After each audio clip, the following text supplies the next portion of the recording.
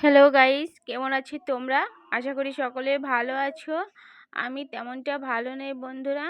আমি দেখতেই তো পাচ্ছ, মনি অনেকগুলো কাপড় চোপড় ময়লা করে ফেলেছে, সেগুলো পরিষ্কার করতে হবে। তারপরে আমার শরীরটাও বেশি ভালো না, একটু জ্বর জ্বর বোধ করছি, ঠান্ডা লেগে গেছে।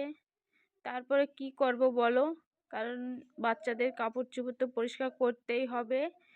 বাচ্চাদের প্রতিদিনই নোংরা করে, আর ওরা তো আর বোঝে না, যেখানে সেখানে ময়লার ভিতরে বসে পড়ে। তো শরীরটা বেশি ভালো না, তাই অল্প কিছু কাপড় পরিষ্কার করতে বসেছি। অনেকগুলো কাপড় ময়লা হয়েছে, কিন্তু ভাবলাম যে আজকে কিছুটা পরিষ্কার করি, অন্যদিন আবার কিছুটা পরিষ্কার করব। এমনিতেই শীতের সময়। তারপর বাবুটা রাত 3টে থেকে 3:30টার ভিতরে উঠে পড়ে, আর বিছানায় থাকতে চায় না, উঠে এদিকে ওদিকে করে, আমাকেও একটু শুয়ে থাকতে দেয় না। এইভাবে আমার ঠান্ডাটা লেগে গেছে। শীতের দিনে তো এমনিতেই সকালবেলা মন চায় না যে বিছানা ছেড়ে উঠি। কি করব বলো? তোমরা তো জানো, যার যার বাচ্চা আছে সবাই জানে যে বাচ্চারা কিরকম করে। ওরা শীতকে আর শীত মনে করে না, ওরা সকাল সকালে উঠে পড়ে, আর এটা সেটা মাকে বাবাকে করে যে ওঠো ওঠো, আর বিছানায় থাকতে চায় না। তো আমার বাবুটা সন্ধ্যার সময় ঘুমিয়ে পড়ে, কিন্তু যে উঠে সকাল সকালে, তো আরও আমাকে বেশি বিরক্ত করে।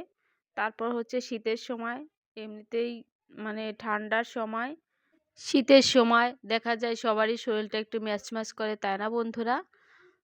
এই দেখো বন্ধুরা, বাবুর জামা কাপড় দেখা যায় বাচ্চারা মাটি ধুলাবালি তো কিছুই মানে না, ওরা সব সময় ধুলাবালি নিয়েই খেলা করে, কারণ ওদের ধুলাবালি খেলার সঙ্গী। আমরাও একসময় এরকম শৈশব দিন ছিল, কত না ধুলাবালি নিয়ে খেলা করেছি। সেই শৈশব দিনের কথাটা অনেকটাই মনে পড়ে যায়, তাই না বন্ধুরা? এদিকে ধুলাবালি দিয়ে খেলা করতাম, মা বকা দিত, দৌড়ে পালাতাম, কতই না মজার দিনটা ছিল তখন। স্কুলে যে বন্ধু বান্ধবের সাথে কত রকম আড্ডা দিতাম, সেই সময়টা যে কোথায় গেছে হারিয়ে, মনে পড়লে এখন চোখে জল চলে আসে। স্কুল জীবন বন্ধুগুলো আর কখনো পাওয়া যায় না, কারণ প্রাইমারি স্কুলের যে বন্ধুগুলো থাকে ওটাই প্রকৃতি বন্ধু। আর পরবর্তী যখন দেখা যায় হাই স্কুলে যায় মানুষজন, তখন অন্যরকম বন্ধু। আর যখন দেখা যায় কলেজ জীবনে যায়, তখন হয়ে যায় অন্যরকম বন্ধু। স্কুল জীবনের বন্ধুটাই সঠিক বন্ধু, তাই না বন্ধুরা? যখন বাবুর জীবনটা কল্পনা করি, তখন ভাবি যে আমাদেরও এরকম এক সময় ছিল, কতই না আনন্দ করতাম, কতই না ছুটাছুটি করে খেলা করতাম স্কুলে, কত ধরনের কথা বলতাম, হাসি হাসি খেলনা করতাম, ভালো লাগতো। সেই দিনগুলা কোথায় হারিয়ে গেছে। ওদেরও এখন সেই দিনগুলা এসেছে, কারণ কি ওরা এখন নো টেনশন, নো মানে চিন্তা, ওরা চিন্তামুক্তভাবে আছে। এই শৈশবের দিনগুলো সব সময় মনে পড়ে আমার বন্ধুরা, আর মনে পড়লেই চোখে জল এসে যায়। মনে পড়ে সেই শৈশবের স্মৃতিগুলা, মনে হয় প্রাণটা হা হা করে কেঁদে ওঠে। তো থাক বন্ধুরা, আজকে ওই শৈশবের কথাগুলো, কারণ শৈশবের কথাগুলো মনে করলে আমার মনটাই কেঁদে হাহা করে ওঠে।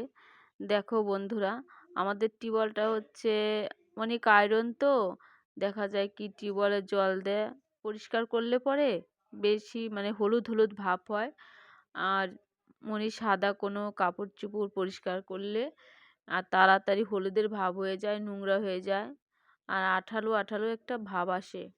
ভেবেছি পরবর্তীতে দেখা যায় কিছু একটা টাকা পয়সা হলে এখান থেকে টিউবওয়েলটা সরিয়ে অন্য জায়গা গেড়ে দেব, সেখানে দেখব যে কীরকম হয়।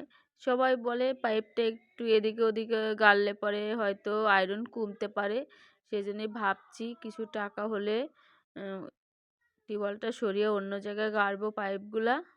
তারপরে দেখা যায় কি অতিরিক্ত আয়রনের জন্য মনিকে এই জল খাওয়ানো হয় না, কারণ মনির একটু পেটের সমস্যা, তো তাই মনিকে অন্য কোনো এক জায়গায় এক বাড়ি থেকে টিউবওয়েলের জল এনে তারপরে খাওয়ানো হয়। বন্ধুরা, ভিডিওটি যদি ভালো লাগে অবশ্যই একটি লাইক করো, কমেন্ট করো এবং চ্যানেলটি সাবস্ক্রাইব করে আমার পাশে থেকো প্লিজ বন্ধুরা। তো বন্ধুরা, তোমাদের সাথে কথা বলতে বলতে মনির জামা কাপড়গুলো প্রায় পরিষ্কার করা হয়ে গেছে। এখন বালতিতে জল ভরে একটা একটা করে জামা ভালোভাবে ভাসিয়ে তারপরে ভালোভাবে চিপে নেব, তারে শুকাতে দেব। জামাগুলো চিপে তারপর রোদে শুকাতে দেব। বন্ধুরা, আজকের মতো এখানেই রেখে দিলাম। ভালো থেকো সবাই, সুস্থ থেকো, সুন্দর থেকো। গুড বাই, টাটা বন্ধুরা।